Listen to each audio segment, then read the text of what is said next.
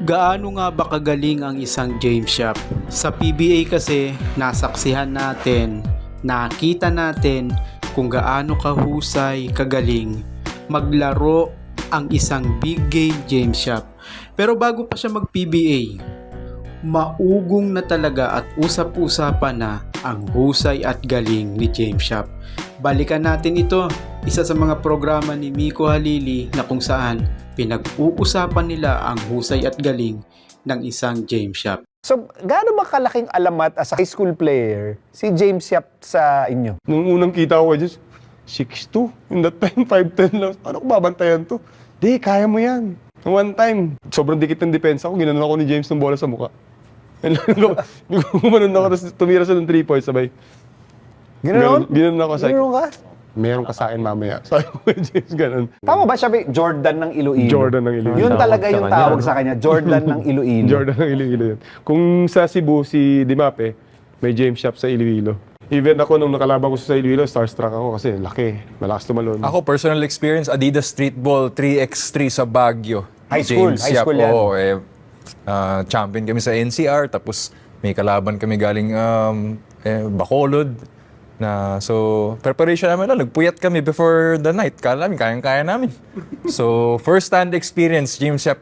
Sabi, sino ba itong kumakalawit at lumilipad na hindi namin ma-stop na, ayan, all the way to the UAAP. Ganon, yung moves niya na talagang unstoppable talaga, ibang klase. Ganun talaga, hirap bantayan kasi yung laro ni James nung time namin nung high school, 1 to 5. So, yun yung alamat. Pag sinabi mong player na galing Iloilo, for me, number 1 is James Yap. Kami naman ni James, ayan, kalaban namin si Joseph sa PBL Juniors. So, nagbuo kami ng team, Absolute Distilled Water. May James Yap daw na papasok. Kilala mo na yung James Yap Hindi ko na siya yun? kilala. May sinabi lang nila, dumadakdak daw na point guard. Point guard ako. Sabi ko, patay. Wala tayong pwesto rito. Sa Absolute. So, nung dumating si James Yap, may kasama pa siyang isa, probinsyano.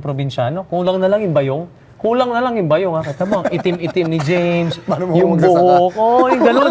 Parang probinsyano to Oo, so naglaro kami, nag-champion kami sa Absolute. Okay, so nag-UE na ako noon. UE na ako that time.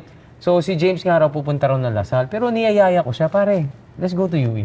UE, andito ako at papasok na yung Tanduay Group. Si Bongtan, may suporta na. Hindi ko alam, nagulat ako, biglang nag-UE siya. So dun, masaya ako dahil ka-teammate kami na magaling-galing, di ba? Hindi ka ba nanghihinayang na ano? Buti na nga lang. Tama. Pare kung hindi, nasa na tayo ngayon? Oo, yung pwesto, di ba? Di ba yung pwesto, Yeah, di ba? pero James Yap, kapwestuhan mo Di yun. ba? James Yap, si Rene Ritualo, di ba? Ang hirap, di ba? Kaya, pero yun, first time ko nakalaban yung kayo, Paul, sa Yes. Absolute, di ba? Juniors. Narinig ko rin James Yap. So, yun talaga. Balita ko rin talaga, Lasal talaga yun, di ba? Kaya, buti na lang. Actually, kaya rin ako napunta ng Lasal. Kasi, syempre, si James, nauna yan eh. Nauna sa akin, di ba? So, last year na ni Renren na lang. So, syempre, wala nang shooting guard. Tapos si Magnum, yan yung mga kasabay ko sila Larry. Nag-Ateneo lahat. Kasi sila yung magagaling nung high school, Larry, tsaka si Magnum sa 2 guard. Tapos nauna. So, yun, kaya napunta ako ng Lasal. Kasi, So, pasalamat ka pala dito kay Paul. buti na lang, pare. Okay, let's help viewers understand how it was to face James, how it was to prepare for James. Yung level niya sa 2 guard, ahid talaga, pare. Sa nakikita ko nung time na yun. Kahit si Renren, di ba, ang galing na. Pero skills, pare, talent. Magaling si Renren, pero si James is a different level din. Different breed. Kasi laki ni James, di ba? Height niya, build niya. Di ba yun naman yung question lagi pag akit ka ng PBA. Di ba? Kung mayari ako, 5'11", si Ronald, mga 6 flat. Maliit eh. Di ba? Ito si James, ito inaantay. Actually, yeah, you're right. Inaantay ito. Pero si James talaga, kumbaga, kung nagsaboy ng galing yung Panginoon, si James, swimming pool yata ang ginanon eh. Hindi, kamay niya, laki. Pero alam nyo guys, to kamay ko siguro kamay ni James Yap gaganyan pa sa akin. Tingnan mo Then, gano'ng laki kalaki talaga. kamay. Ang laki ng Laki kamay. talaga. Yeah.